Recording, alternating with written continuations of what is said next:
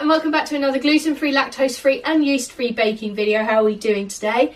Today I'm going to be making my whipped cream recipe, as I've used this from anything from trifles all the way to hot chocolate and it never fails me. As I've just said, I've used this in a lot of recipes and I wanted to give it its own special video to dedicate it to it. So, you will be needing the following equipment: a measuring jug, some measuring spoons, a spatula, a large mixing bowl and a whisk or an electric hand whisk. It's completely up to you what you want to use.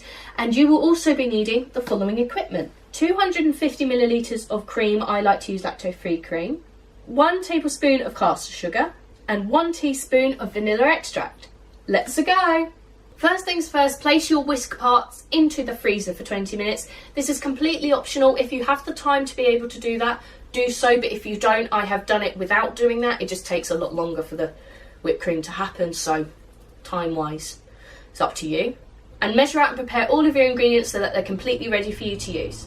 Okay, so now that we've done everything, it is now time to begin actually making our whipped cream. So for this, we are simply going to add our cream to our mixing bowl, scraping down the sides to make sure it all gets in there. I say this every time and I will continue to say so. Followed by our caster sugar. Come on, love. And finally, our vanilla extract.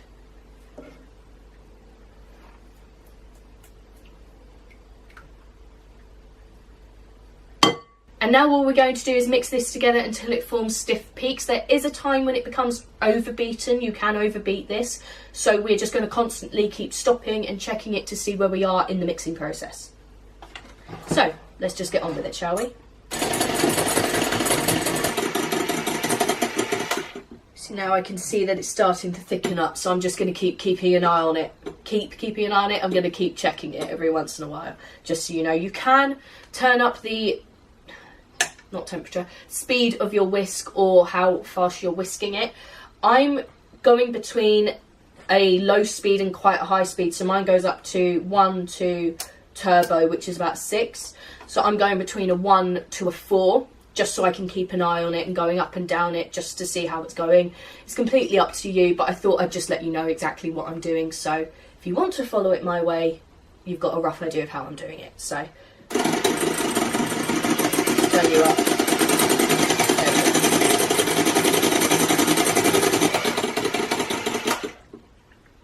Nope. Getting there, but not yet.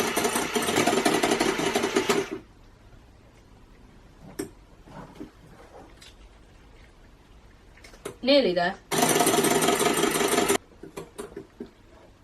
A little bit more, because when I pull the thing up, the tips of the spikes are tipping a little bit. They're not staying straight, so I'm just going to keep going until that happens. That's how I define a stiff peak. I think that's what it is. That's how, well, put it this way, I've been doing it for that long like that and it works every time, so I'm just going to keep going with it.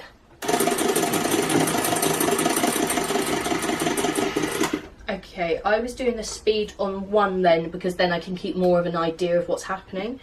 And I would say that that's about there, mainly because you see here, when I pull it out, these are staying relatively straight, if not completely straight. And in here, in the whisk, in the bowl, they're staying straight as well. So I would say that that's completely done. And that's the whipped cream all done and dusted. There are plenty of things you can do with it. I like adding it to trifle, adding it to the top of my hot chocolates, or I can even add it to the video I did last week, which I think is a great accompaniment for it. So it's completely up to you.